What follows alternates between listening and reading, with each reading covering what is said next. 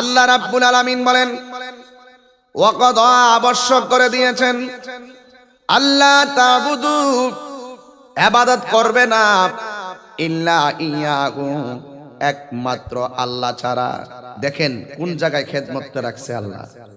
আল্লাহ রাব্বুল আলামিন বলেছেন আমি আল্লাহ ছাড়া কাহারও ইবাদত করবে না। ইবাদত হবে একজন। জবান খুলে বলেন তিনি কে? এই আওয়াজে মানি না, জবানটা খুলে বলো তিনি কে? আহা ওয়ামা খালাকতুল জিন্না ওয়াল ইনসা ইল্লা লিয়াবুদুন। আল্লাহ রাব্বুল আলামিন বলেন আমি মানুষ এবং জিন জাতিকে সৃষ্টি করেছি একমাত্র আমি আল্লাহর ইবাদত করার জন্য। আর আমার আল্লাহ বলছেন আমি আল্লাহ ছাড়া কাহারও ইবাদত করবে না।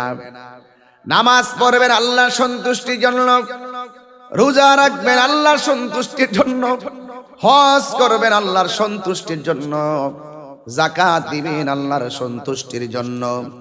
ও যুবকের দল, তাই তো রাবিয়া বসরি বলছিল আমি জান্নাতের আশা করি না, আমি আমার জান্নাতের মালিকের পাগল।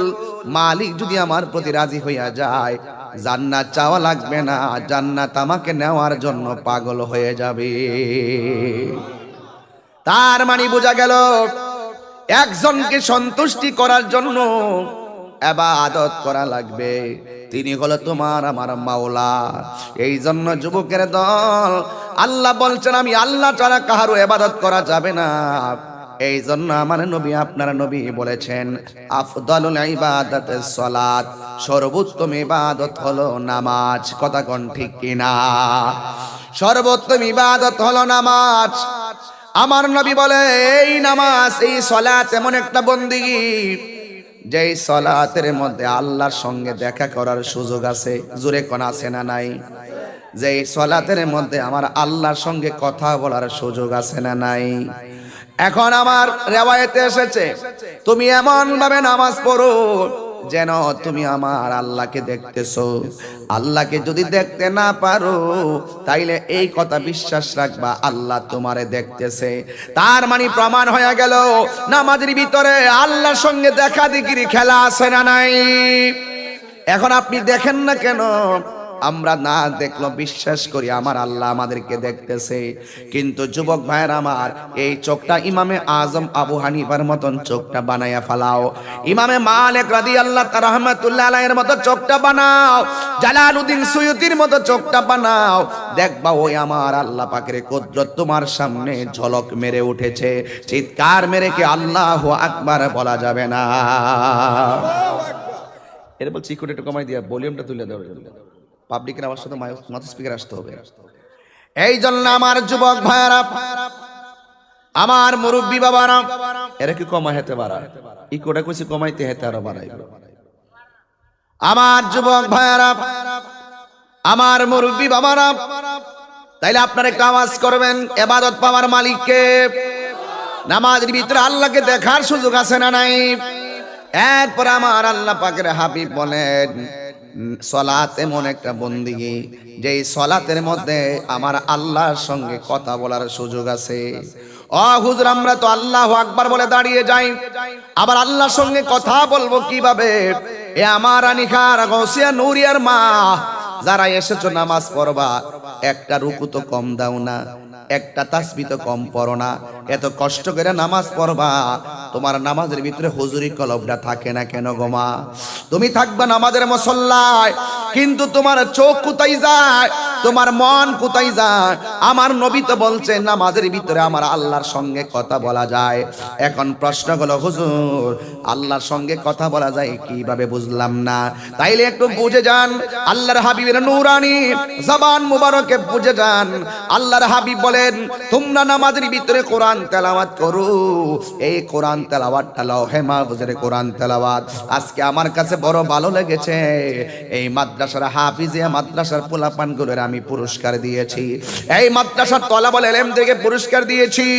এ যুবক, আমার নবী আপনার নবী বলে তোমরা যখন নামাজের ভিতরে কোরআন তেলাওয়াত করো, এই কোরআন তেলাওয়াত নয়, যদিও তোমরা লাউহে মাহফুজের কোরআন তেলাওয়াত করো, হাকিকতে তোমরা আমার আল্লাহর সঙ্গেই কথা বলো। আমরা কোরআন শরীফ পড়ি, আলহামদুলিল্লাহি রাব্বিল আলামিন। আমি যখন মদিনায় গিয়েছি, আমি যখন মদিনা যাওয়ার পরে কয়েকটা নেশা ছিল আমার। এক, শুধু সবুজ গম্বুজটা দেখবো বেশি বেশি, রাসূলের রওজা মুবারকে জালি মুবারক গুলা দেখবো, আর একটা ছিদ্র আছে তাকায় রাসূলের রওজা মুবারক দেখবো। আর একটা লোক ছিল যে আমি টাইম নামাজে যাব তেলাওয়াত শোনার জন্য।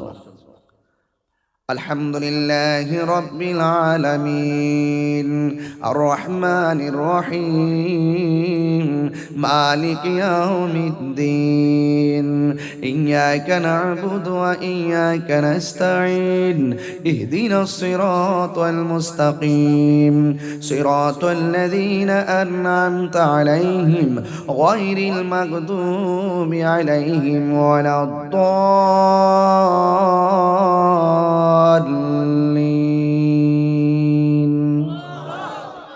শান্তি লাগেনি?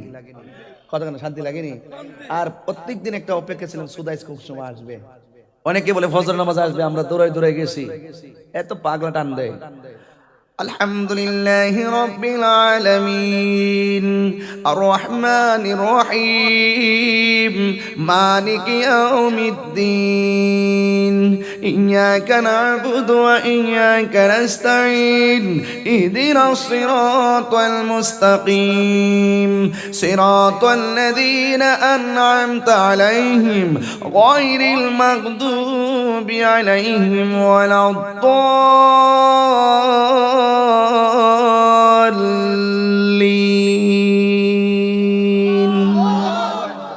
শান্তি লাগে কিনা বলেন? এই মাদ্রাসা ছাত্রগুলো এইভাবে তেলাওয়াত করবে, সারা বিশ্বে ছড়াই যাবে, তেলাওয়াত করে করে শোনাই দিবে। মারহাবা কর না, মারহাবা কর না। আকিমিস সালাতা লিদুলুকিশ শামসি ইলা গাসাকিল লাইলি ওয়া কুরআনাল ফাজর ইন্না কুরআনাল ফাজরি কানা মাশহুদা ওয়া মিনাল লাইলি ফাতাহাজ্জাদ বিহি নাফিলাতান লাক عسى أن يبعثك ربك مقاما محمودا وقل رب أدخلني مدخل صدق وأخرجني مخرج صدق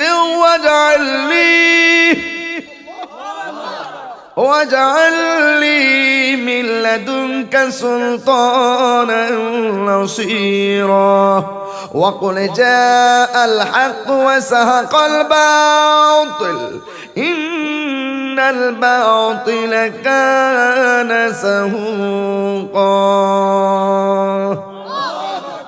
الله أكبر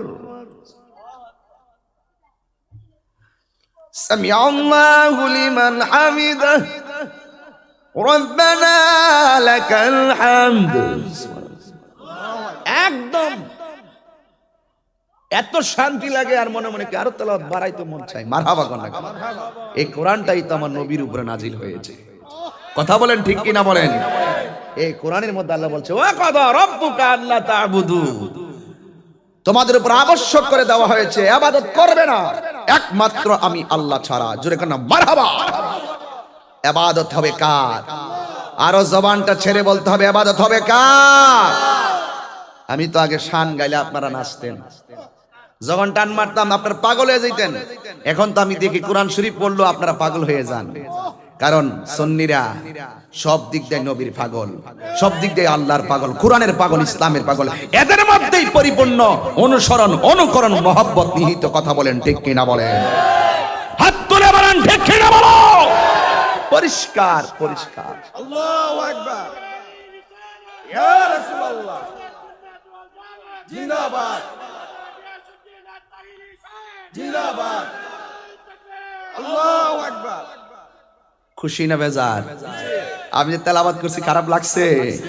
এইজন্য আল্লাহ বলছেন আমি আল্লাহ ছাড়া ইবাদত করা যাবে না, কারণ আফদালুল ইবাদাতুস সালাত, সর্বোত্তম ইবাদত হলো নামাজ। আর হাসরের মাঠে সর্বপ্রথম হিসাব নিবে নামাজের। ইবাদত হবে কার?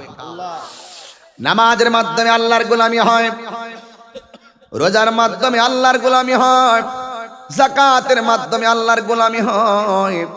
আমার আল্লাহ রাব্বুল আলামিন কোরআনে বলেছেন, ফাযকুরুনি আযকুরকুম ওয়াশকুরুনি ওয়ালা তাকফুরুন। আল্লাহ বলেন, তোমরা যদি আমি আল্লাহকে স্মরণ করো, আমি আল্লাহ তোমাদেরকে স্মরণ করব।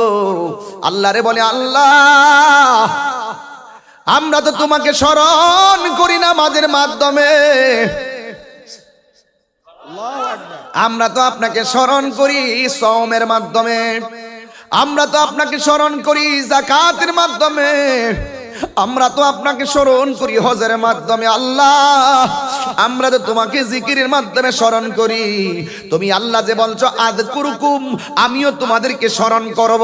ও আল্লাহ, তোমাকে স্মরণ করার জন্য কিছু মাধ্যম মিডিয়া বানায়া দিছো, ইবাদত নির্ধারণ করে দিয়েছো, তাই আমরা তোমাকে ইবাদতের মাধ্যমে স্মরণ করি।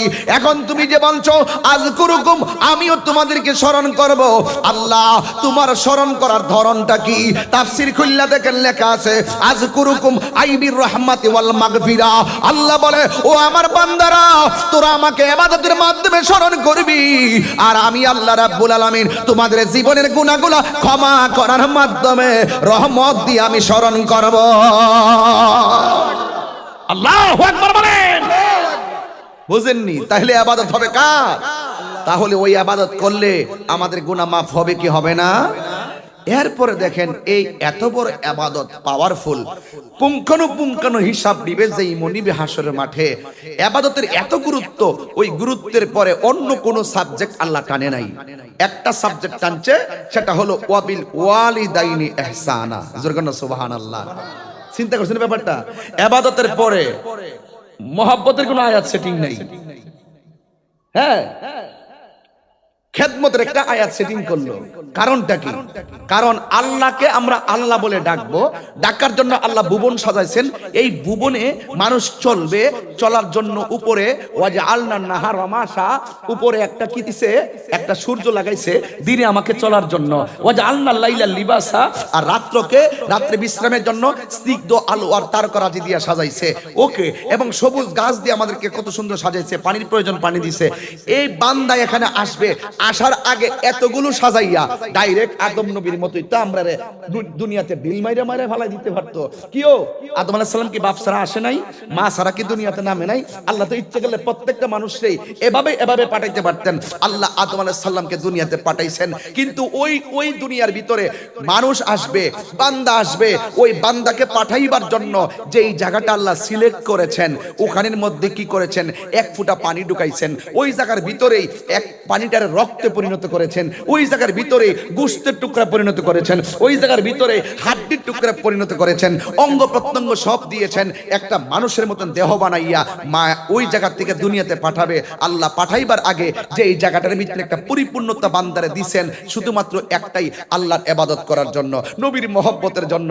ওই দুনিয়াতে আইসা আল্লাহকে আল্লাহ বলে ডাকার আগে ওই বান্দাটার জন্য একটা স্টেশন বানাইছে। ওই স্টেশনটার নামই হলো মায়ের গর্ভ। মানে হিসাবটা মিলাই নিন। এবং আল্লাহ কোরআনে বলছেন যে ওয়াহনান আলা ওয়াহনিন, এই পৃথিবীতে যদি কেউ কষ্টের উপরে কষ্ট করে তাহলে সেই মানুষটা হলো মা। এই জন্য আল্লাহ বলছেন ওয়াবিল ওয়ালিদাইনি ইহসানা, তোমরা মা বাবার কি করো? মা বাবার সঙ্গে সৎ ব্যবহার করো, ভালো আচরণ করো। আচ্ছা, মা বাবার সঙ্গে ভালো আচরণ করো, এই হুকুমটা কার? বড় করে বলেন, হুকুমটা কার? আর হুকুমটা কার? বন্ধরে আমি আলোচনায় ঢুকে গেলাম, একটা জবানও বন্ধ রাখবেন না। মোহাব্বতে মায়ার সুরে বলো সুবহানাল্লাহ। আমার যুবক ভাইরা, আল্লাহ রাব্বুল আলামিন বলেছেন ওয়া বিল ওয়ালিদাইনি ইহসানা, মা বাবার সঙ্গে তুমি ভালো আচরণ করা লাগবে। এখন আল্লাহরে প্রশ্ন করি, আল্লাহ ও আল্লাহ, আমি ছোটবেলায় আমাদের আল্লামা আবুল কাশেম নুরি হুজুরের ওয়াজ, মায়ের ওয়াজ আমি শুনতাম। এই যুবক, এই মানুষটা সারা জীবন মায়ের খেদমতের সবক দিয়েছে, মানুষগুলোর চোখের পানি ফালায়া ফালায়া মানুষগুলা কেঁদেছে, কথা কোন ঠিক কিনা? এই হুজুর যখন ওয়াজ করতেন, ওয়াজের ভিতরে হঠাৎ করে এইভাবে টান মারতেন, আব্বা আম্মা জানো শুই সে মাবুদ কবরে, মাফ করে দাও দয়াল নবীর খাতিরে, এত মায়া করতেন যিনি আমার সংসারে, কন্যা আল্লাহ, আরো জবানটা খুললে কন্যা আল্লাহ। আজ বুঝি রে শুয়ার হিসে কবরে, বন্ধু নাই রে বান্ধব নাই রে, যে জাগায় যুবক ভাইরা ঘুমাই গেছে গা, জবানটা খুললে কোন আল্লাহ, আর জবানটা খুললে কোন আল্লাহ। বন্ধু নাই রে বান্ধব নাই রে, যে জাগায় সেই জাগারি বন্ধু নবী মুস্তাফা। মনে আসেনি কথাগুলা? এইভাবে বিনায়া বিনায়া কান্দা কান্দা কত ভাঙ্গা ঘর জোড়া লাগাইল, কত অবাধ্য সন্তান রে বাধ্য বানাইছে রে বাবা। এই জন্য কেন বলছিল দেখো, আমি কোরআন থেকে বলছি, আল্লাহ রাব্বুল আলামিন জিজ্ঞাসা করি, আল্লাহ তুমি যে বলছো মা বাবার সঙ্গে সদ্ব্যবহার করার জন্য, কতদিন পর্যন্ত আমরা মা বাবার সঙ্গে ভালো ব্যবহার করব? আল্লাহ আয়াতের মধ্যে বলছে, ইম্মা ইয়াবলুগান্না ইনদাকাল কিবারা আহাদুহুমা আও কিলাহুমা। আল্লাহ রাব্বুল আলামিন বলেন, শুনো শুনো, মা বাবার দুইজনের একজন যদি বুড়া হইয়া যায়, আও কিলাহুমা, অথবা দুইজন যদি বুড়া হইয়া যায়, তারা যদি বার্ধক্যের মধ্যে পৌঁছে, ওই মা বাবার সঙ্গে ভালো ব্যবহার করা লাগবে। আজকে দেখা যায় মা বাবা যতদিন ধরে রুজি করে খাওয়ায়, যতদিন পর্যন্ত সন্তান মায়ের অর্ডারে থাকে, মায়ের আন্ডারে থাকে, বাবার আন্ডারে থাকে, ততদিন পর্যন্ত সন্তান মারে জমা দিয়ে কথা কয়। যতদিন পর্যন্ত সন্তানটা বেকার থাকে, মা বাবার উপরে নির্ভরশীল থাকে, ততদিন পর্যন্ত সন্তানটা মার কথা মোটামুটি মানে। যেই মাত্র মা বাবার রুজি রোজগারের শক্তি কমে যায়, আর ওই মুহূর্তে সন্তান যখন পজিশনে চলে যায়, তখন সন্তানেরা মা বাবারে অবহেলা করে। এই জন্য আল্লাহ লাগাইয়া দিছে, আল্লাহ ফাইসালা দিয়া গেছে, ইম্মা ইয়াবলুগান্না ইনদাকাল কিবারা আহাদুহুমা আও কিলাহুমা। মা বাবা যদি বুড়া হইয়া যায়, মা বাবার সঙ্গে ভালো ব্যবহারের দরকার আছে না নাই? খবরদার খবরদার, এমন কথা বলা যাবে না, ওয়ালা তানহারহুমা, মা বাবাকে ধমক দেওয়া যাবে না, এমন ভাবে কথা বলা যাবে না, ও রে ফুত কাজটা করলে কি, পুত্রে কাজটা করলি কি, ফুত কেমনে কাজটা করলি, শুধু শুধু উফ শব্দটা কয়, তাইলে মনে করলি তোর জীবন শেষ। কথা কোন ঠিক কিনা? উফ শব্দটা বললে জীবন শেষ। এখন আল্লাহকে প্রশ্ন করি, আল্লাহ মা বাবার সঙ্গে কেমন ব্যবহার করব? আল্লাহ রাব্বুল আলামিন এই আয়াতের মধ্যে বলে দিয়েছেন, ওয়াকুল লাহুমা কওলান কারীমা, মা বাবার সঙ্গে সম্মানজনক ব্যবহার করবা।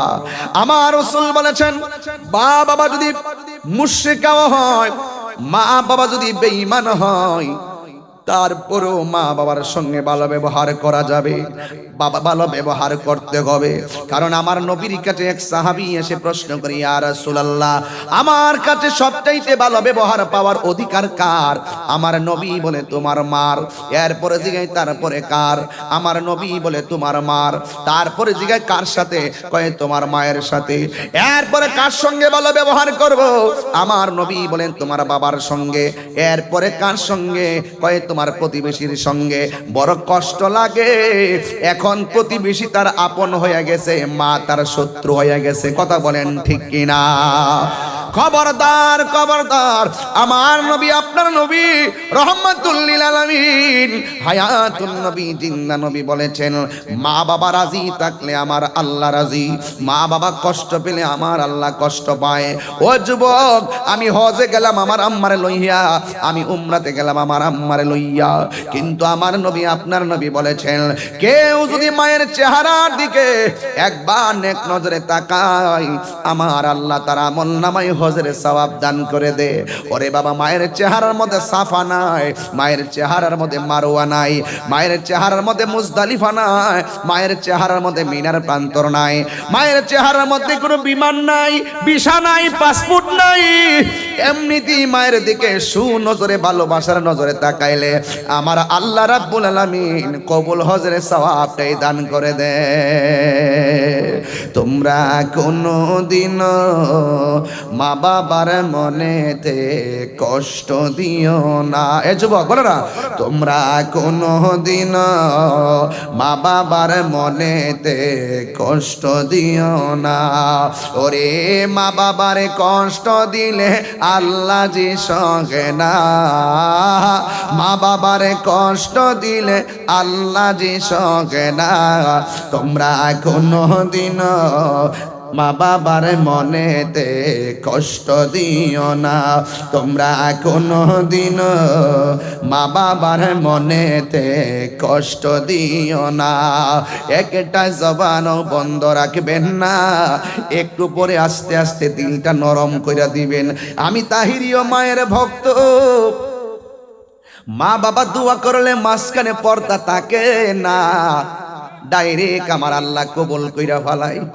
মা বাবা বদদুয়া দিলেও মনে করবি জীবন ধ্বংস হইয়া যাবে। মা বাবার দোয়ায় ওলি হইয়া গেছে এমন লোক আছে না নাই? ও যুবক, মা বাবা এমন জিনিস, কারণ সে সন্তান নিয়ে কষ্ট করেছে। এই বারাম খানাডারে মালিকে বড় ভালোবাসে। এই আল্লাহ কয় ওয়াহানান আলা ওয়াহানিন, এই পৃথিবীর মধ্যে কষ্টের উপরে কষ্ট যদি কেউ করে, এটা হলো তোমার আমার মা। এখন আমি ওয়াজ করতেছি, কষ্ট হইতাছে, বাড়িতে চলে গেলে আর আমার কষ্ট লাগবে না, আমার কষ্ট শেষ হইয়া যাবে। কিন্তু মার কষ্টটা, কষ্টের উপরে কষ্ট কেন? একটা কারণে, মায়ের পেটে আমি যাওয়ার পরে আস্তে আস্তে আমি বড় হইলাম। মা আমার পেটে নিয়ে দৌড়ায় হাঁটতে পারে না, স্বাধীন মতো কাজ করতে পারে না। মা আমার পেটে নিয়ে রাতের বেলা ঘুমাইতে পারে না। ডান কাত হইলে সন্তান ব্যথা পাবে, বাম কাত হইলে সন্তান ব্যথা পাবে, উপর হইলে পেটের মধ্যে বাচ্চা চাপা লাইগা মারা যাইব। মা কষ্টের উপরে কষ্ট কেমনে করছে রে বাবা। পর্দার আড়ালে অনেকগুলা মা বইয়া রইছে, একমাত্র ওই মা বোনরাই জানবে কত কষ্ট। আপনারা বুঝবেন না, পুরুষ বুঝে না রে, পুরুষ বুঝে না। তবে মা হারাইলে ঠিকই মার লাগা কান্দে। এই কান্নাটা যদি মার দুনিয়া থেকে কান্দে পারতাম। এই বেটা কান্দস কি রে? মা আসিনি দুনিয়া, ওই যে নাই, এই জন্য হে কান্দে। ওরে জিজ্ঞেস করেন কত কষ্ট। এই ছেলে মার কথা বলছি পরে কান্না শুরু করছে। কে রে? এই যুবক, এই মা অনেক একটা মমতার চাদর। কথা বলেন ঠিক না ঠিক? এই মার কষ্টের উপরে কষ্ট। এই কথাগুলো আমার পর্দার আড়ালের মা বুঝবে। বিজ্ঞান বলছে, ডাক্তাররা বলছে, যতটুকু ব্যথা হলে মানুষ মারা যায়, এর চাইতে কয়েক গুণ বেশি ব্যথা হয় মা দুঃখিনী। হে যুবক, তুই যদি তোর মার লাগে কান্দোস, মা যদি কবরে যাইয়া থাকে, তোর মা কবরে হাসতেছে। আমার পোলা আমার জন্য কান্দে, আমার পোলা আমার লাগে দোয়া করতেছে। আমার নবী বলে উম্মত মার জন্য দোয়া করলে সন্তানের দোয়া আল্লাহ ফিরাইয়া দেয় না। মা তুমি আমার আগে যেও না গো মরে। আমি কেমন করে দেব মাটি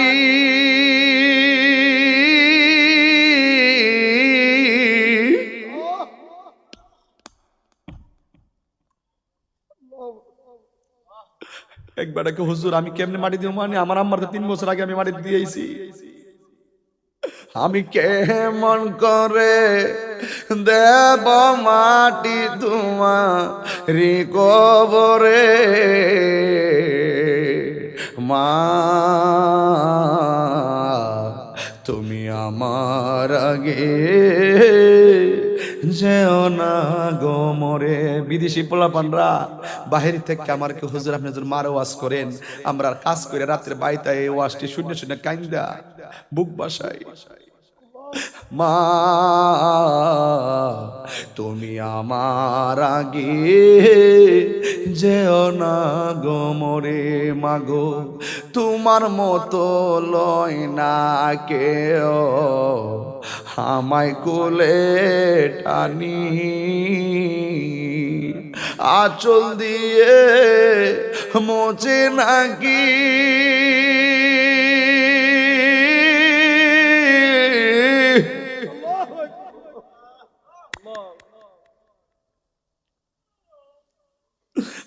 আঁচল দিয়ে মোচে না কেউ আমার চোখের পানি। হায় রে মা জননী আমার, হায় রে মা জননী, হায় রে মা জননী আমার, হায় রে মা জননী।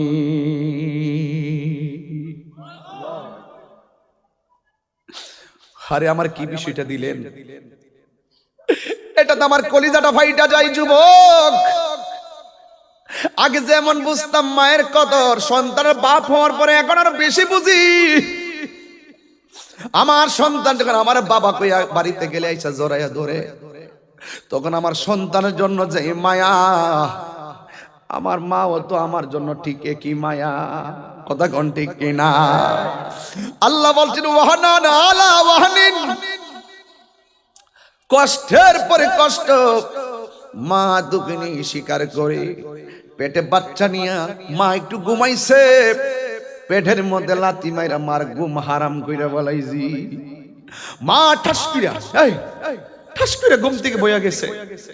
বাবা জিজ্ঞেস করছে কি ব্যাপার? এমনিতে চোখে ঘুম আসে না, কিন্তু লাথি মাইরা মার অশ্রুসিক্ত নয়ন বুক বাসাইয়া দিলাম। মা ঘরের মধ্যে পর্যন্ত কষ্টের কথা শেয়ার করে নাই। একটু পরে জিগায় পেটে বাচ্চা লড়েনি, লাথি দিয়া দিয়া লড়তেছে। মা কয় আমার আরামই লাগে, সন্তান যখন পেটে লড়ে প্রত্যেক মা কয় আমার সন্তান ভালো আছে, পেটের মধ্যে সন্তান মরছে না। যখন একটু লড়াছড়া বন্ধ হয়ে যায় দৌড়াইয়া ডাক্তারের কাছে চলে যায়, আমার পুলা বাচ্চা লড়ে না কেন? এই অনুভূতিটা আপনারা বুঝবেন না। সন্তান পেটের ভিতরে লাইতায়, মা চোখ দিয়া কান্দে, মনের ঘরে আনন্দ। এরপরে মা পরের দিন খাওয়ার জন্য বসলেন, হঠাৎ করে লাথিটা নিলাম, কিন্তু মা কাহারো কাছে নালিশ করে নাই। মার প্রসবের সময় দরজা জানালা বন্ধ কইরা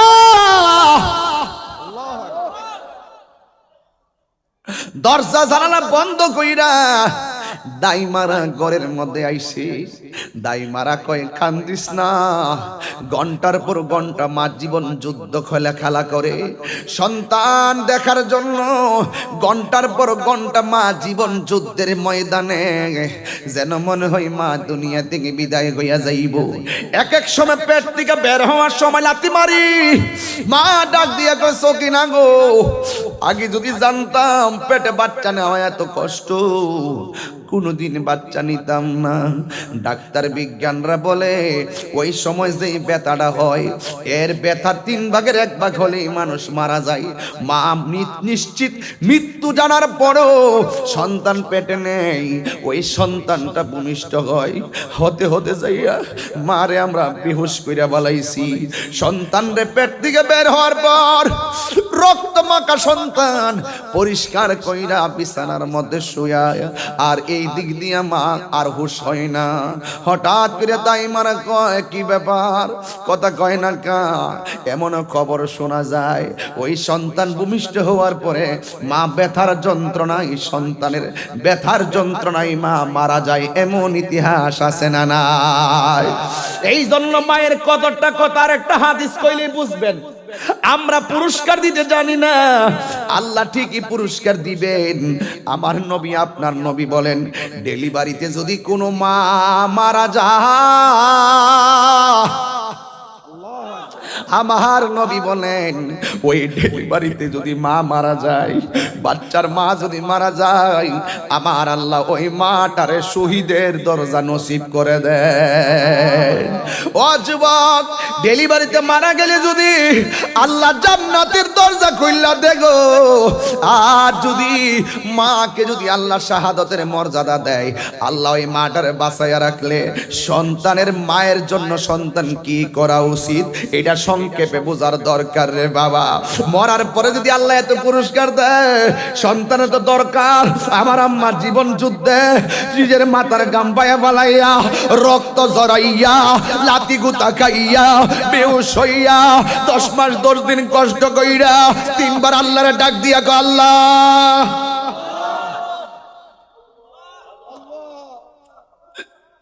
সন্তানের যে উচিত মায়ের একদার দুধের দাম কাটিয়া গায়ের চাম, একদার দুধের দাম।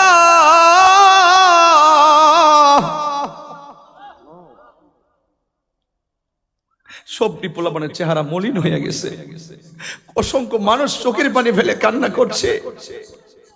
জানি না ওই মা বাপটা কবরে কেমন আছে। মায়ের একদার দুধের দাম কাটিয়া গায়ের চাও, একদার দুধের দাম, একদার দুধের দাম কাটিয়া গায়ের চাম, পাপস বানাইল ঋণ শুধু হবে না, এমন দরদি হবে কেউ হবে না আমার মা গো, এমন দরদি হবে কেউ হবে না আমার মা গো।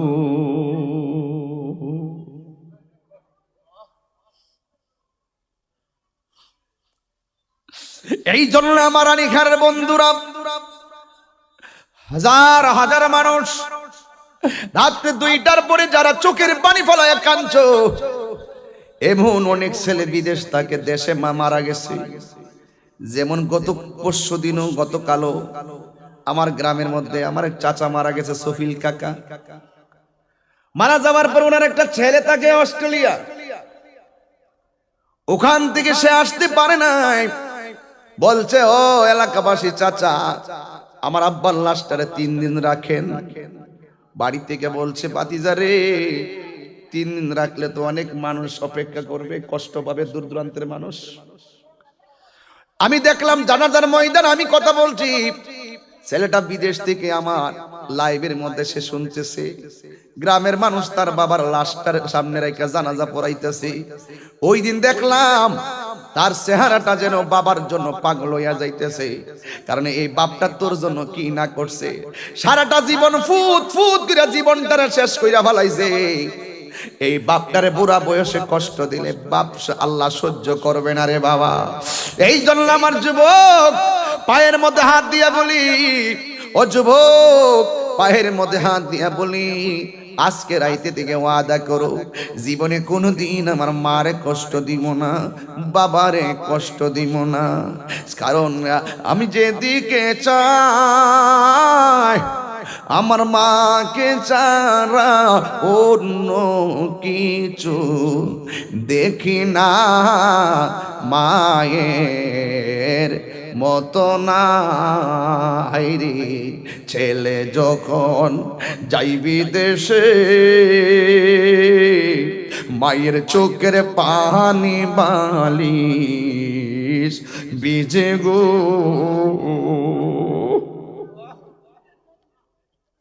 ছেলে যখন যাইবি দেশে, মায়ের চোখের পানি বালিশ ভিজে গো। ওরে ছেলের মুখ দেখিলে মায়ের কোনো দুঃখ থাকে না, মায়ের মতো না। আমি যেদিকে চাই, আমরা দেশে দেখবেন মহিলারা মা মরে গেলে বাপ মরে গেলে পাগল হয়ে যায়। যারা স্বামীর বাড়ি থাকে হেরা বাপ মা মরে গেলে পাগল হয়ে যায়। কিনে জানেননি, ওরা বিয়ে হওয়ার পরে আর মা বাপরে ভালো করে ডাকতে পারে না, মা বাপরে ভালো করে দেখতে পারে না। ওরা যখন শুনে মারা মারা গেছে, ওরা যখন শুনে বাপ মারা গেছে, ওরা যখন শুনে বোনটা মারা গেছে, ওরা যখন শুনে ভাই মারা গেছে, দেখবেন ম্যাক্সিমাম সংসারের মেয়েরা পাগল হয়ে যায়। ওরা তো মার মা কই ডাকতে পারে নাই। এই জন্য যুবক ভাইরা আমার, এই মেয়েরা মায়ের প্রতি খুব ভক্ত থাকে বেশি, বাবার প্রতি খুব ভক্ত থাকে বেশি। যেমন এই সংসারের ভিতরে একমাত্র আপন মা। দুঃখ কষ্ট দেখো, রাস্তার মধ্যে কুচুট খাইলে মা গো মা, ব্যথা পাইলে শুধু মা, বিপদে পড়লে শুধু মা, কষ্টে পড়লে শুধু মা।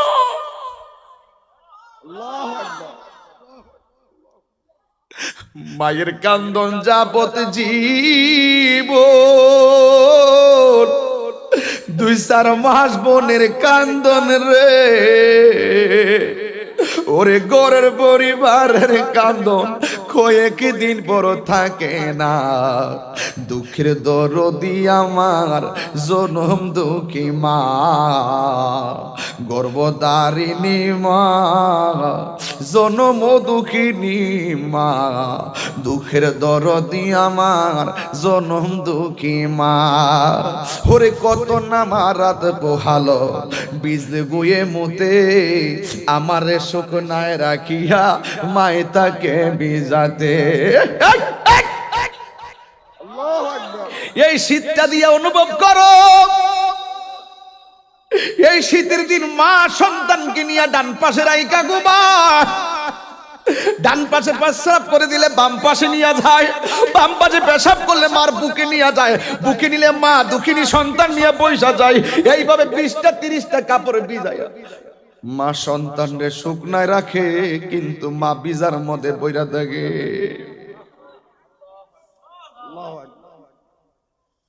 ওরে মায়ের কান্দন যাবত জীবন,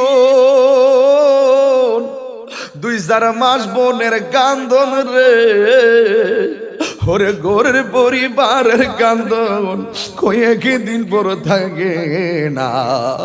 দুঃখের দরদি আমার জনম দুঃখী মা, গর্ভধারিণী মাগো মাগো মা, জনম দুঃখিনী মা। দুঃখের দরদি আমার জনম দুঃখী মা। কত না মারাত পোহালো বিজলো গুয়ে মতে, আমার শোক নাই রাগিয়া মাই তাকে বিজাতে। এই তাহিরি ডাইকা বলে জান্নাত মায়ের পায়ের তলে গো। এ মঈনুদ্দিন নুরি ডাইকা বলে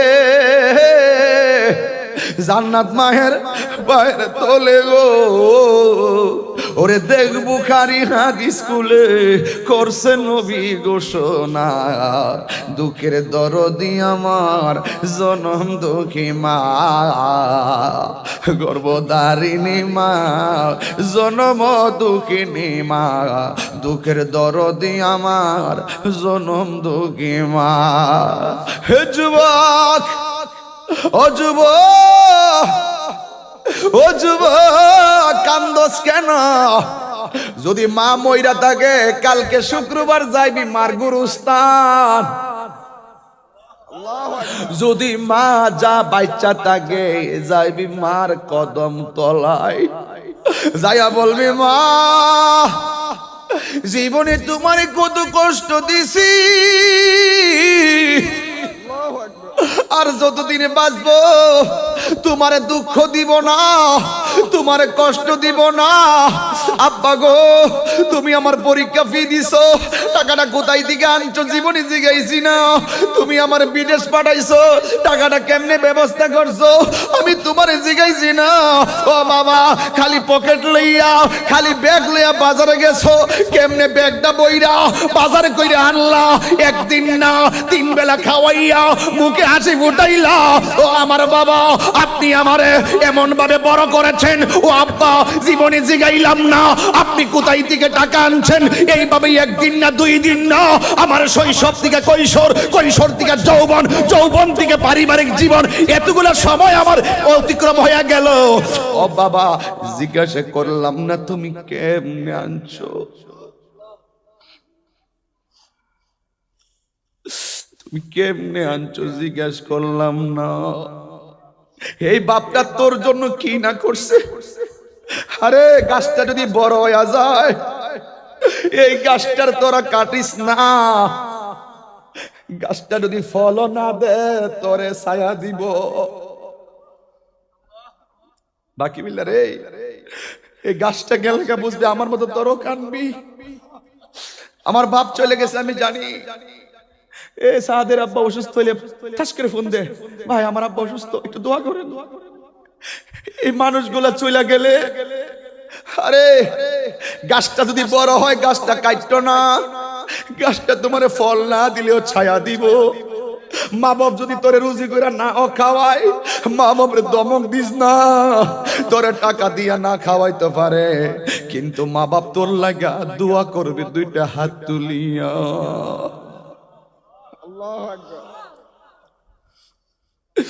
এই জন্য যুবক আমার, ও আমার বাবা, বিদেশে যারা থাকো প্রবাসী বন্ধুরা, যে যত কথাই বলো প্রবাসী ভাই, এই দেশ থেকে বন্ধু বলো হাই হাই হেলো হেলো সময়ে সময়ে নাই, কিন্তু আমার মা, তোমার মা দেশে থেকে নামাজের মুসল্লায় বয়া বাপে কয় হে টাকা ফাড়ানা কিনলে গিয়া, মা কয় ফাটাইব, মাঝে মাঝে মা কয় হে টাকা ফাড়ানা কিনলে গিয়া, বাবায় কয় ফাটাইব। 2 জন আবার কয় তাক লাগতো না, 2 জন লাগতো না, ঠিক আছে। আমার সন্তান বিদেশে খায়া বাচ্চা থাকতে পারলে, আমার ছেলেটা থাকতে পারলে ভালো। কোন রকম ভাবে যদি বাচ্চা থাকে তাইলে চলবো।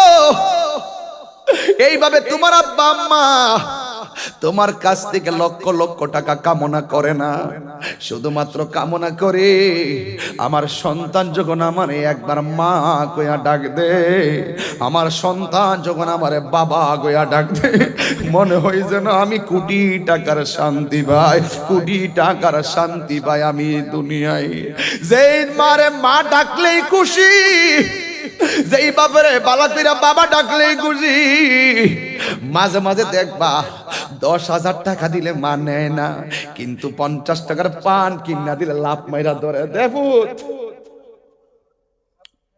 10,000 টাকা দিলে কাটতে লাগতো না, থামাইরা হো। 20,000 টাকা দিলে লাগতো না, থামাইরা হো, কাজে লাগবো। কিন্তু 10 টাকার পান দেন, মা 10 লক্ষ টাকার খুশি হইয়া যায়, আবার পান্টারা সিরা সিরা বাড়ি ঘরের মহিলারা দিয়া কই আমার জাদুমণি আমার লাগে পান আনছে। বাপের একটা লুঙ্গি কিনা দেখবে দোকানে যে বারবার লুঙ্গিটার হাত দিয়া দেখাইবো আর মানুষে বুঝাইবো আমার সন্তান আমার লাগে লুঙ্গি আনছে। এই বাপটা সারা জীবন নিজের ভান্ডামিটা ইস্তারে দিয়া ঈদগার ময়দানে গেছে, আর তোর লাগে নতুন কাপড় আইনা দিছে, মুখের মধ্যে হাসি ফুটাইছে বারবার। এই বাপেরে কান্দাইলে আল্লাহ কেমনে সহ্য করব রে? ওই মারে কান্দাইলে আল্লাহ কেমনে সহ্য করব? আল্লাহ কয় ওয়া বিল ওয়ালিদাইনি ইহসানা, স্বয়ং আল্লাহ কয় তোর মার খেদমত কর। আল্লাহ রাব্বুল আলামিন কয় ওয়া ইম্মা ইয়াবলুগান্না ইনদাকাল কিবারা আহাদুহুমা আও কিলাহুমা, এরা যদি বুড়াও হইয়া যায় তারপরে তাদের জন্য সেবা করো। আল্লাহু আকবার বলে।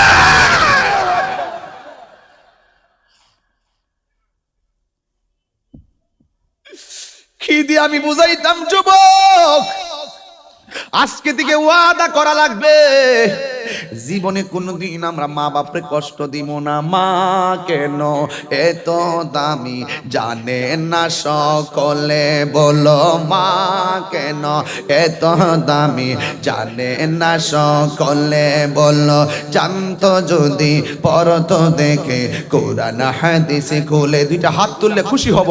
আল্লাহর দেখাই দেন না আপনারা সবাই মিললে। শীত কিসের শীত? মা বহুত কষ্ট করছে আপনার লাগে। মা কেন এত দামি জানে না সকলে, বলো মা কেন এত দামি জানে না সকলে। আহা জানতো যদি পড়তো দেখে কোরআন হাদিসে খুলে। একটি হজের সওয়াব মিলে, একটি হজের সওয়াব মিলে মাকে একবার দেখিলে। মা কেন এত দামি জানে না সকলে, বলো মা কেন এত দামি জানে না সকলে। 2 বছর পার করালো মায়ের বুকের দুধ, কোলে পিঠে নিয়ে আমায় দিতেন কত শোক। 2 বছর পান করালো মায়ের বুকের দুধ, কোলে পিঠে নিয়ে আমায় দিতেন কত শোক। সেই মায়ের কষ্ট দিলে, সেই মাই দেখো দাঁড়ার সটলে। মা কেন এত দামি জানে না সকলে, বলো মা কেন এত দামি জানে না সকলে। মায়ের প্রসবের কালে কত কষ্ট পায়, বেহুশ হইয়া পরে মায়ে আপন বিছানায়। মায়ের প্রসবের কালে কত কষ্ট পায়, বেহুশ হইয়া পরে মায়ে আপন বিছানায়। সন্তানের নিয়া কোলে, সন্তানের এ প্রসবে তা বলে। মা কেন এত দামি জানে না সকলে, বলো মা কেন এত দামি জানে না সকলে। আহা জানতো যদি পড়তো দেখে কোরআন হাদিসে খুলে, বলো জানতো যদি পড়তো দেখে কোরআন হাদিসে খুলে। মকবুল হজের সওয়াব মিলে, মকবুল হজের সওয়াব মিলে মাকে একবার দেখিলে। মা কেন এত দামি জানে না সকলে, বলো মা কেন এত দামি জানে না সকলে। মা গো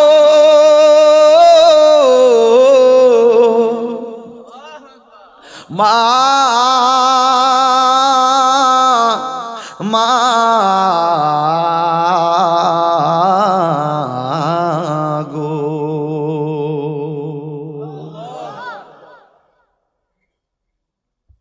যুবক তোমাকে বলছি,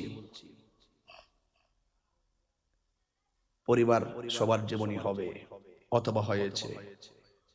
স্ত্রীকে খুশি করতে গিয়ে মাকে বেজার করা যাবে না। কথা বলেন ঠিক কিনা? মাকে মার বুঝ দিবেন, বউকে বউর বুঝ দিবেন।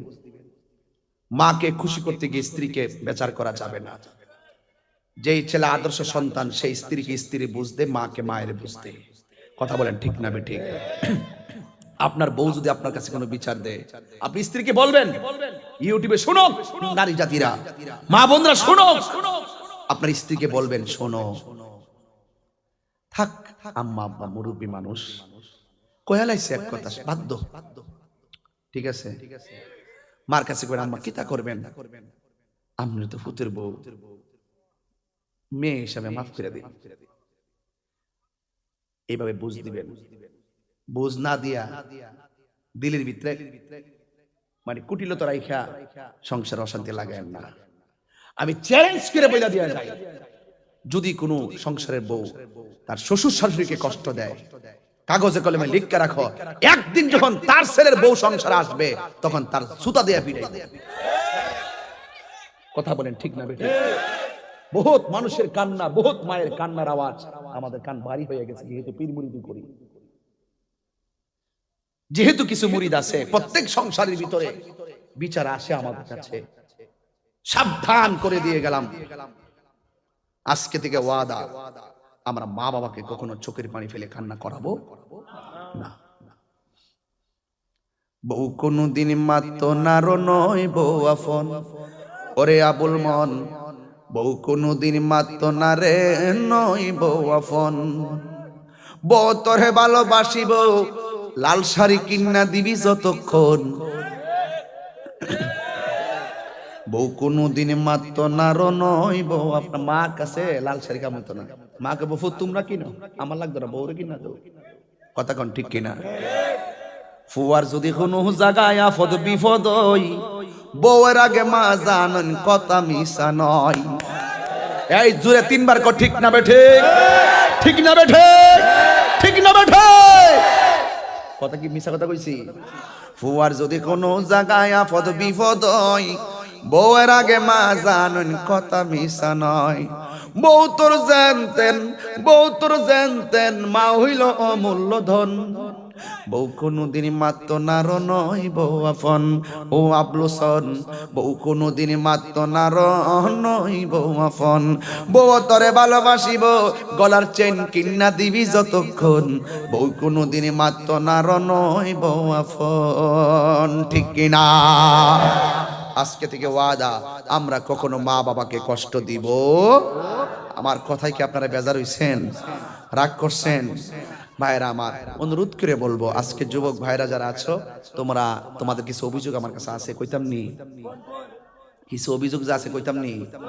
একটা অভিযোগ আছে, তোমরা অনেকেই বন্ধু বান্ধবের পাল্লাত পইরা নিজের অমূল্য সময়টা নষ্ট করতেছো।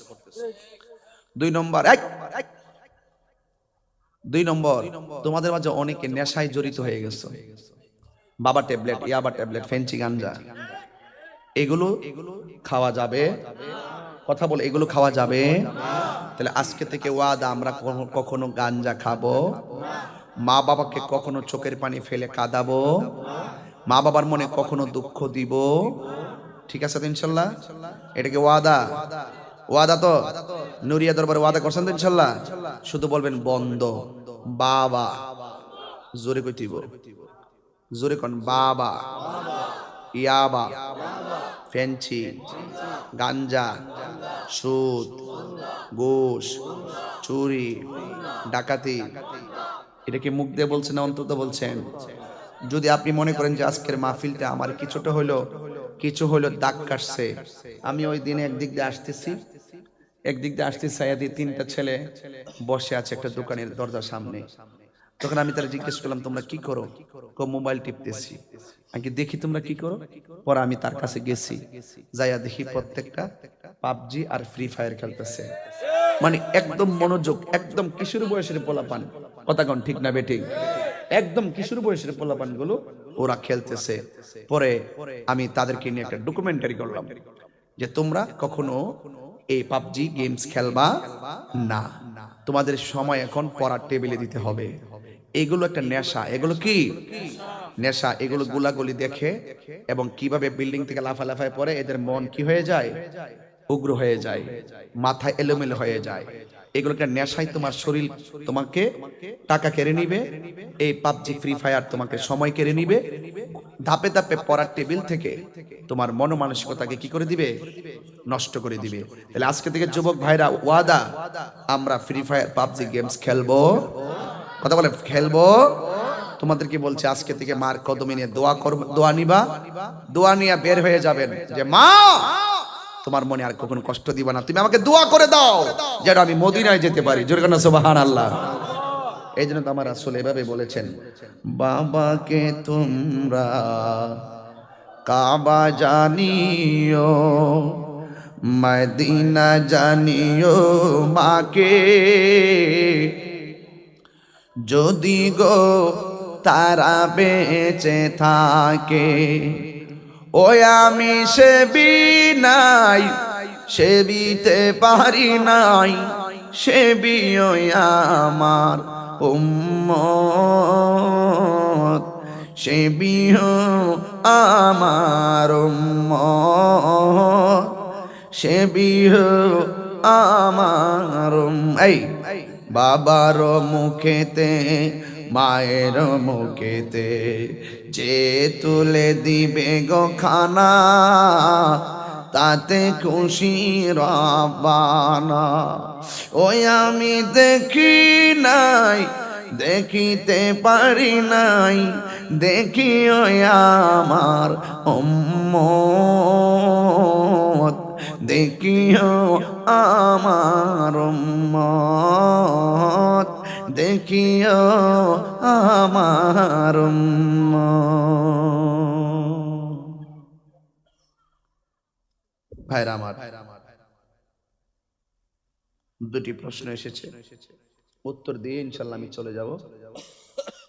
আমি এখন চলে যাব কিশোরগঞ্জের দিকে। মারহাবা কর।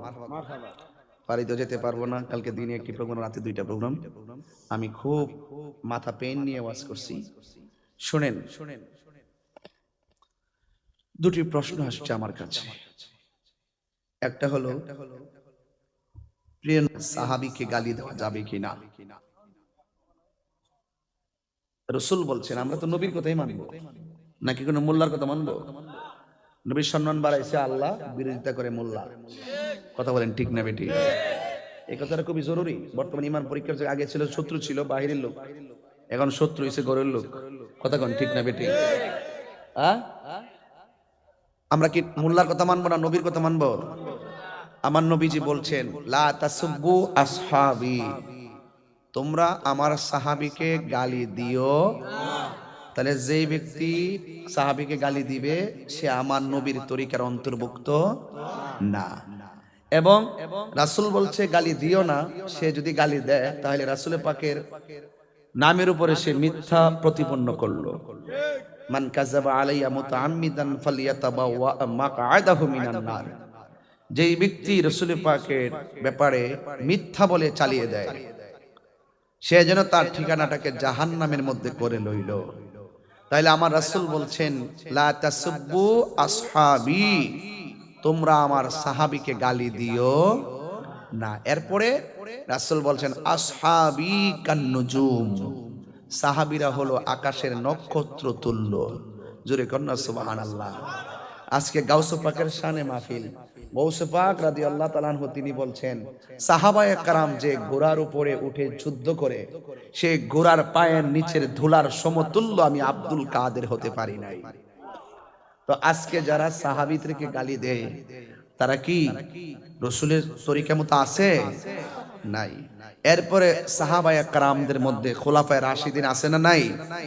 এই খোলাফায়ে রাশিদিনের ব্যাপারে রাসূল বলেছেন আলাইকুম বিসুন্নতি ওয়া সুন্নাতিল খুলাফায়ে রাশিদিন আল মাহদিয়িন, যারা আমি নবীর পথ এবং সাহাবায়ে কেরামের পথ, খোলাফায়ে রাশিদিনের পথকে যারা দৃঢ় মনে আঁকড়ে ধরবে তারাই হলো সুন্নি। তারা কি?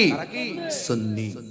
এবং শুধু তাই নয়, আরেক জায়গায় রাসূল বলছেন আমি তোমাদের কাছে দুইটা জিনিস রেখে যাচ্ছি, একটি হলো আল্লাহর কোরআন আর একটা হলো আমার আহলে বায়াত।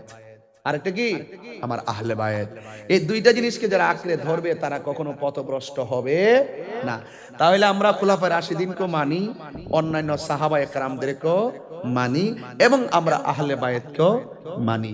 সবাই কিন্তু রাসূলের সাহাবী। মর্যাদাগত দিক দিয়ে আহলে বায়েত ঈমানের অবিচ্ছেদ্য অংশ, কথা কোন ঠিক কিনা? কিন্তু সবচেয়ে বড় প্রবলেমটা হলো আমাদের মধ্যে যে গালাগালি করে, এই গালাগালি কিন্তু নতুন না, এই গালাগালিটা কিন্তু নতুন না। এই গালাগালিটা আস্তে আস্তে আমার দেশের মধ্যে প্রবেশ করছে কৌশলে। ইরানের টাকা খাইয়া দালালি কইরা বিভিন্ন বিভিন্ন পীর, তাদেরকে ওই পীরগুলা খাইছে ইরানের টাকা, আর আপনারা আমার নিচে এই পীরগুলা টেহা দিয়া হ্যাঁ রাখা জায়গার থেকে এই জায়গাটা আপনি জানেন না, আপনি পাইতেছেন এই জায়গার থেকে বাংলাদেশের পীরের থেকে, আর বাংলাদেশের টি পাইতেছে ইরান থেকে। ওই জায়গার লাইন আপনারা জীবনে দিত না, আপনারা সারা জীবন বুঝাইবো যে আমি যে দেখো এইটা আমার কেরামত না। আচ্ছা, তো এরে দিব এই হিসাবে, এইখান থেকে আইব আর এর দালালি করবো, ওই তো এটা মুরিদ দিয়ে হইব, নাইলে বক্ত বানাই হইব। তো আমাদের দেশের মধ্যে শিয়াবাদটা ঢুকছে কৌশলে। যেমন শিয়াবাদটা আগেও ছিল, যারা কট্টর শিয়া তারা আবু বকর সিদ্দিকের খেলাফতকে মানে না। এরপরে যে উমর রাদিয়াল্লাহু তাআলা সিরিয়ালে এটাও মানে না, এরপর যে উসমান রাদিয়াল্লাহু তাআলা এটাও মানে না। ওরা বলে রাসূল পাক সাল্লাল্লাহু আলাইহি ওয়াসাল্লামের পরে একমাত্র খেলাফত পাওয়ার যোগ্য হলো হযরতে আলী রাদিয়াল্লাহু তাআলা। তো এরা যেহেতু ওই আবু বকরও মানে না, উমরও মানে না, উসমান রাদিয়াল্লাহু তাআলা হুমকে মানে না, এদের ব্যাপারেও তো আমরা বাংলাদেশের মধ্যে বেশি আলোচনা করি নাই, যেহেতু আমার বাংলাদেশে এগুলো নাই। ওই কট্টর শিয়ারা কিন্তু ঢুকছে আমিরে মুয়াবিয়া রাদিয়াল্লাহু তাআলা হুকে, তারা যেখানে আবু বকর রাদিয়াল্লাহু তাআলা মানে না, এখানে কি আমিরে মুয়াবিয়া রাদিয়াল্লাহু তাআলাকে মানবো? মানতো না। এইজন্য কট্টর শিয়ারা আমিরে ইসলামের তিনজন খলিফা, এই খলিফাগুলার তারা ধারাবাহিকভাবে মানে না, এদের বিরোধিতা করে, এইজন্য এরা হলো কট্টর শিয়া। ঠিক আছে, তার মানে ওই কট্টর শিয়ার থেকে আমরা পাইছি যে অতীতেও সাহাবায়ে কেরামদেরকে গালাগালি করত একদল ব্যক্তি, যারা মৌলা আলীকে বেশি মোহব্বত দেখাইতে যাইয়া ওই খুলাফায়ে রাশিদিনের বিরোধিতা করত। কথা কোন ঠিক না বেঠিক? তাইলে এই যে মৌলা আলীকে মোহব্বত করলেই সুন্নি হওয়া যায় না। মৌলা আলীকে মোহব্বত কইরা কট্টর শিয়ারা আবু বকর, উমর, উসমান রাদিয়াল্লাহু তাআলার বিরুদ্ধে কথা বলছে। কথা কোন ঠিক না বেঠিক? আর ওরা ওই কট্টর শিয়ারা ধারাবাহিকভাবে আম্মাজান আয়েশা সিদ্দিকারও মন্দ বলে এবং আমিরে মুয়াবিয়া রাদিয়াল্লাহু তাআলাকে মন্দ বলে। আর আমার বাংলাদেশের চুপা শিয়ারা, এই চুপা শিয়ারা কি করে? ওই আবু বকর, উমর, উসমান রাদিয়াল্লাহু তাআলাকে মানে, কিন্তু আমিরে মুয়াবিয়া রাদিয়াল্লাহু তাআলার বিরোধিতা করে। কথা কি ক্লিয়ার? তো আমিরে মুয়াবিয়া রাদিয়াল্লাহু তাআলার বিরোধিতা যারা করে, আচ্ছা আমিরে মুয়াবিয়া রাদিয়াল্লাহু তাআলা যারা গালি দেয়, আচ্ছা হযরত আমিরে মুয়াবিয়া রাদিয়াল্লাহু তাআলা আনহু কি নবীর সাহাবী না? কথা সাহাবী না? তো সাহাবীকে গালি দিতে রাসূল কি বলছেন নাকি নিষেধ করছেন? নিষেধ করছেন। তাহলে যারা গালি দিচ্ছে সাহাবীকে, তারা আমার নবীর বিরুদ্ধে অবস্থান নিছে। কথা কোন ঠিক না বেঠিক? আচ্ছা, এখন প্রশ্ন হলো, হুজুর আমিরে মুয়াবিয়া রাদিয়াল্লাহু তাআলা তো ইয়াজিদের বাপ আছেন, উনি কেমনে ইয়াজিদের দায়িত্বটা দিল? এই জন্য ইমাম হুসাইন না দিয়া ইয়াজিদকে কেন দিল? এরকম একটা প্রশ্ন আছে কিনা? তারা আপনাদেরকে এইভাবে কাবু করবে, তখন আপনি দলিল দিবেন এইভাবে যে আমিরে মুয়াবিয়া রাদিয়াল্লাহু তাআলা যে ইয়াজিদকে দায়িত্ব দিয়েছিলেন, যখন দিয়েছিলেন তিনি কি ইমাম হুসাইন রাদিয়াল্লাহু তাআলার সাথে এইভাবে যুদ্ধ করবেন, এগুলোকে আমিরে মুয়াবিয়া রাদিয়াল্লাহু তাআলা জেনে বসে আছে? ছেলে কখন কোন ঘটনা ঘটাবে এটার জন্য কি বাবাকে দায়ী করা যাবে? কথা দায়ী করা যাবে? দায়ী করা যাবে না। কিন্তু আমিরে মুয়াবিয়া রাদিয়াল্লাহু তাআলার বিরুদ্ধে কথা বলতে পারবেন না আপনি, এই জন্য যে ওনার ব্যাপারে সুস্পষ্ট অনেক দলিল আছে, উনি যে সাহাবী। যেমন আমার নবী আমিরে মুয়াবিয়া রাদিয়াল্লাহু তাআলার জন্য নিজে দোয়া করেছেন, জোরে বলুন সুবহানাল্লাহ। 2 নম্বর, আমিরে মুয়াবিয়া রাদিয়াল্লাহু তাআলা আমার নবীর শ্যালক ছিলেন, জোরে বলুন সুবহানাল্লাহ। 3 নম্বর, হযরত আমিরে মুয়াবিয়া রাদিয়াল্লাহু তাআলা ওনার কাছ থেকে ইমামে আজম আবু হানিফা রাহমাতুল্লাহ আলাইহি ওনার ফিকহে আকবরের মধ্যে ওনার বর্ণিত একটি হাদিস পর্যন্ত সাহাবী জেনে রিওয়ায়াত করেছেন। জোরে কোন ঠিক না বেঠিক? সাহাবী জেনে তো হাদিসটা টেনে এনেছেন। যদি তিনি সাহাবী না হতেন তাহলে ফিকহে আকবরের সুপ্রসিদ্ধ গ্রন্থ, যেটা সবাই মানে, মোল্লা মুন্সিরা, ওনার গ্রন্থের মধ্যে কি এই হাদিসটা আনতেন না। ওই হাদিসটা কোনটা? যে আমার উম্মতের মধ্যে 73টা দল হবে, 72টা দল দুজকে যাবে, একটা দল জান্নাতে যাবে।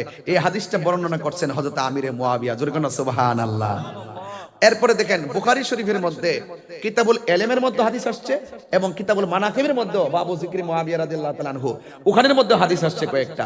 তো সুতরাং বুখারী শরীফের মধ্যে একাধিক হাদিস ইমাম বুখারী তিনি সাহাবী জেনেই তিনি রিওয়ায়াত করেছেন, তিনি এই বুখারীতে স্থান দিয়েছেন। শুধুমাত্র তাই না, সিয়াসিত্তার মধ্যে 163টা হাদিস ওনারা ইমাম বুখারী, ইমাম তিরমিজি, ইমাম নাসাই, ইমাম আবু দাউদ, ইমাম আহমদ ইবনে হাম্বল, ওনারা এই বুখারী শরীফের এই সিয়াসিত্তার ভিতরে একাধিক হাদিসগুলো মোট 163টা হাদিস ওনারা বর্ণনা করেছেন। উনি সাহাবী দেখেই ওনারা এনেছেন। এখন আজকে বাংলাদেশে যেই সমস্ত সুন্নি নামের চুপা শিয়ারা আমিরে মুয়াবিয়া রাদিয়াল্লাহু আনহুর বিরুদ্ধে কথা বলে, এদেরকে শিয়া বললে খুব গায়ে লাগে। আমরা যে শিয়া, আমরা তো তিন খলিফারে মানি, আমরা শিয়া না, আমরা শিয়া হইতাম পারি না, আমরা মিথ্যা অপবাদ দে। আহা, আমরা যে শিয়া এটার প্রমাণ দেন। হ্যাঁ, প্রমাণ তো এইটাই, তোমরা আমিরে মুয়াবিয়ার বিরোধিতা করো। তো যিনি সাহাবীর বিরোধিতা করে যে তাকে তো শিয়া বলে, কথা কোন ঠিক না বেটে? তাহলে আজকে আমার সমাজের মধ্যে যারা এইভাবে সাহাবীর বিরুদ্ধে কথা বলে, এরা নিশ্চয়ই গোমরাহির মধ্যে চলে গেছে। আমি তাদেরকে আহ্বান করব, অন্ততপক্ষে আমি আহ্বান করব আমাদের সঙ্গে যেন তারা বসে। এইরকম ভাবে শিয়াদের বানানো রেফারেন্স টেনে এনে একটা মীমাংসিত বিষয়ের উপরে যারা এই হযবরল পরিবেশ সৃষ্টি করেছে এবং আমাদেরকে তারা বলে আমরা নাকি সুন্নি না।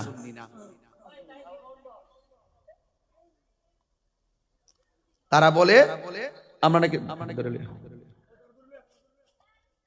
আমরা নাকি সুন্নি না,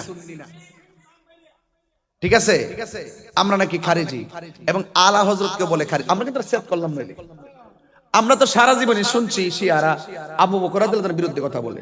আমরা কি আসমানে তো কোনো ওয়াজ করছি এই ব্যাপার নিয়ে? শিয়ার পরিচিতি তুলে ধরছি? আমরা তো আগে থেকে জানি যে তিন খলিফার এরা মানে না, আমিরে মুয়াবিয়া মানে না, আয়েশা সিদ্দিকারে মানে না। আমরা কি কখনো শিয়ার আলোচনা করছি?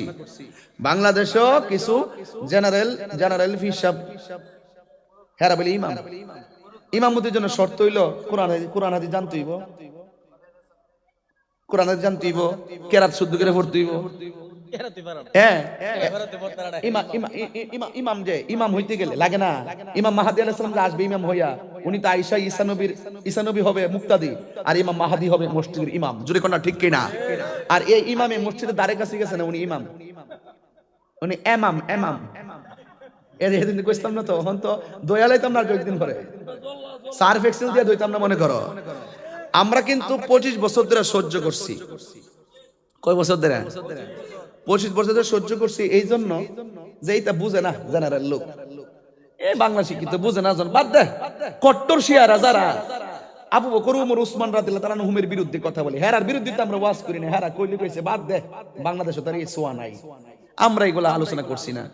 যখন দেখছি তারা আয়েশা যখন বলতেছে জেনারেল লোক দিকে কিছু কই না, যখন দেখছি তাদের পক্ষে আলেম কয়েকজন চলে গেছে, তখন তো ভাবলাম যে না, ওই জেনারেল এমামের গোষ্ঠী তো এখন দলিল হয়ে লাইছে আলেম রে লইয়া। এখন যদি জবাব না দেয় তাহলে তো ওই এমামে ইয়া হয়ে যাব। এমাম তো আলেম রে বেচ্চা খাইব, সারা জীবন তো ইমান বেচ্চা খাইছে, এখন তো আলেমের গলা কেটে লইব। ওই আলেমদেরকে বাঁচাইবার লাইগা, ওই এমামের হাত থেকে ওই আলেমরে সেভ করবার লাইগা আমরা দাঁড়াইছি, যেন কোনো আলেম যেন ওই এমামের পাল্লাই পড়ে বিভ্রান্ত না হয়। কথা কোন ঠিক কি না বলে? যতটা আলেম গেছে একমাত্র টেহার ফান্দ হয়ে গেছে, বড় বড় লোক দেখাইছে, টেহা দেখাইছে, শিয়াদের দলিল দেখাইছে, দেখানোর পরে মৌলবি ওই আয়াওয়াজ করব, মৌলা আলীর অতলা কিতাব লয়ে বইব, আমার ইডা কইছে হিডা কইছে, বাপরে বাপরে অত বড় হুজুর যে আইছে কই থেকে ও আবাকা বালা গায়া, ওরে বাপরে মনে মৌলা আলীর মহব্বতটা উতলায়া উঠছে। আরে শোন বিয়াদব, মৌলা আলী বলছে এটা করো, একদল কইছে আপনি এটা করবেন না, আমি আপনারা ভালোবাসি। তখন মৌলা আলী কেন সিদ্ধান্ত নিল? মৌলা আলী থেকে একদল বাইরে গিয়া খারিজ হয়ে গেছিল। কথা কোন ঠিক না বেঠিক? মৌলালি কই খারিজিদের আবির্ভাব হইছে, মৌলালি কই শিয়ার আবির্ভাব হইছে। আর ইমাম হুসাইন হাই হুসেন আপনি আসেন কুফায়, যদি না আসেন আপনার কাছে যদি আমরা বায়াত না হয়ে মারা যাই, আপনার বিরুদ্ধে আল্লাহর আদালতে আমরা মামলা করব, আপনি আসুন, আপনার কাছে মুরিদ হমু। এইভাবে হাই হুসেন দরদ দেখাইয়া নিয়ে ওই হুসাইনের গলায় ছুরি চালাইছি। তাহলে হাই হুসেন হুনলে পাগল হইও না, ইয়া আলী মৌলা আলী মুশকিল কুশা হইনা পাগল হইও না। আমরা অতীত থেকে জানি কেমনে খারিজি সৃষ্টি হইছে, অতীত থেকে জানি কেমনে শিয়া তৈরি হইছে। কথা কোন ঠিক না বেঠিক? এই খারিজিও তৈরি হইছে মৌলা আলীকে মহব্বত এবং সাহাবায়ে কেরামের বিরোধিতা করতে যাইয়া এবং মৌলা আলীর সাথে থাইক্কাও একদল কি হয়ে গেছে, রাফিজি পথভ্রষ্ট হয়ে গেছে। কথা বলেন ঠিক না বেঠিক? এই জন্য অতীতের ইতিহাস হলো মৌলা আলী রাদিয়াল্লাহু তাআলা আনহুকে ইয়া আলী কইয়ই একদল ভ্রান্ত দল তৈরি হইছে, কিন্তু ইয়া আলী শুনে পাগল হইবেন না। এই আহলুস সুন্নাত ওয়াল জামাত কিন্তু সবাই দাবি করে হন আলী আহলুস সুন্নাত ওয়াল জামাত নাম দিকে পাগলে যাইন না। বেড়া হইলে কন্যা তাহিরি তো হনো জিন্দা আছে, কন্যাই তো সাফানা তো কন্যাই তো, 2 দিন পরে অস্তিত্ব রাখতাম না আমরা, মারামারির মতো আমি নাই, আবার কোন আমি হুমকি দিয়ে বাপরে বাপ মাফ চাই, লাড়ির মধ্যে আমি নাই, লাড়ির মধ্যে আমি নাই। কিন্তু আয়েন কিতাব লইয়া বল দেহি আয়েন ওয়া জায়গা খেলাটা ওরা আপনাকে বুঝাইবো, হ্যাঁ তাহিরিরা হ্যাঁ মৌলা আলীর শান গানা আমির মুয়াবিলে কি টানাটানি শুরু করছে। আমরা জীবন আমির মুয়াবির নাম নিয়ে ওয়াজি করছি না জীবনে, তোমরা আমির মুয়াবির বিরুদ্ধে গেছো দীক্ষা, ওই সাহাবীর ইজ্জতকে তুলে ধরার জন্য আমরা তোমাদের বিরুদ্ধে লাগছি। আমরা মূলত তোমরা মৌলা আলীর শান গাও এর লেগে আমরা তোমাদের বিরুদ্ধে লাগছি না, মৌলা আলী শান তো আমরাও গাই। কথা কোন ঠিক না বেটি? তারা পাবলিকরে বুঝা আমরা মৌলা আলীর বিরুদ্ধে, তারা পাবলিকরে কি বুঝা আমরা মৌলা আলীর বিরুদ্ধে। সারা জীবন মৌলা আলীর ওয়াজ কইরা, কারবালার ওয়াজ করে, ফান্ডাতের ওয়াজ করে, বেড়া বেড়ে পাগল করে কান দিলাম নুরি হুজুর।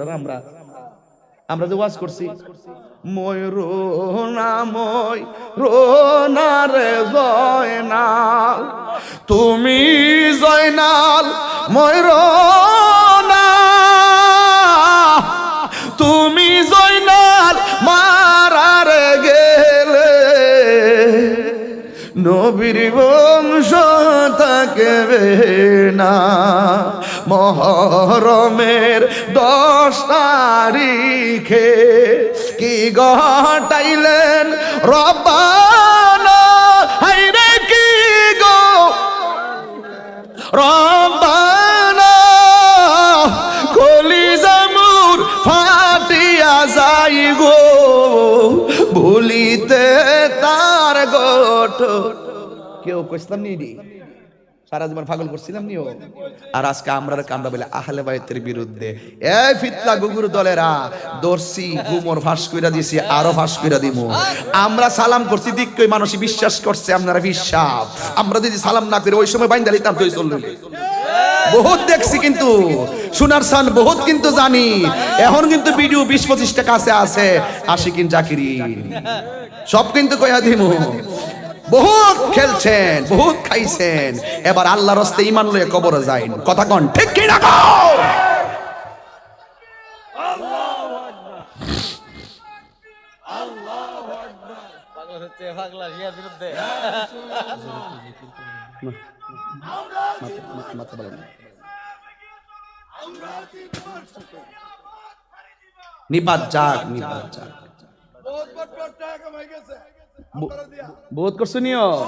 ইতা যদি 25 বছর আগে জানতামও ফির মুরিদি গলিলে আমরা পোলা মানে আবেগ লইয়া হেরা এখন রাজনীতি খেলতেছে, এমন যদি জানতাম আমরা দেশে 20 বছর ও বাবা চিনো হ্যাঁ বহুত কইরা গেছো। আল্লাহর রাস্তায় আবার ওহনো বলি দুম দিন নাইলে কিন্তু গুমর ফাঁস হয়ে যাবো গা।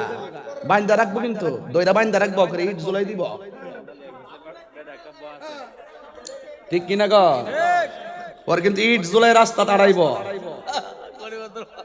গরিমতের মাল না সব দেখা তোরা লাশ করে না রে বেলাজার দল, লজ্জা করে না তোরা? তোরা নিজেরা তো সব জানাস।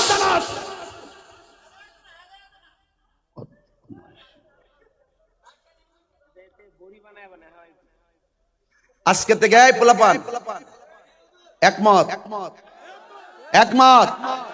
শিয়াদের সাথে কি আন্দোলনে একমত? এই শিয়াদের জায়গা ব্রাহ্মণবাড়িয়া হবে না, ঠিক কিনা বলেন? সারা বাংলাদেশের সকল উলামায়ে কেরামকে বলবো প্রত্যেক ওয়াজে শিয়াবাদের বিরুদ্ধে দুর্গ করে তুলতে হবে। মুরিদ তোমাদেরও আছে, আমাদেরও আছে, ভক্ত তোমাদেরও আছে, আমাদেরও আছে।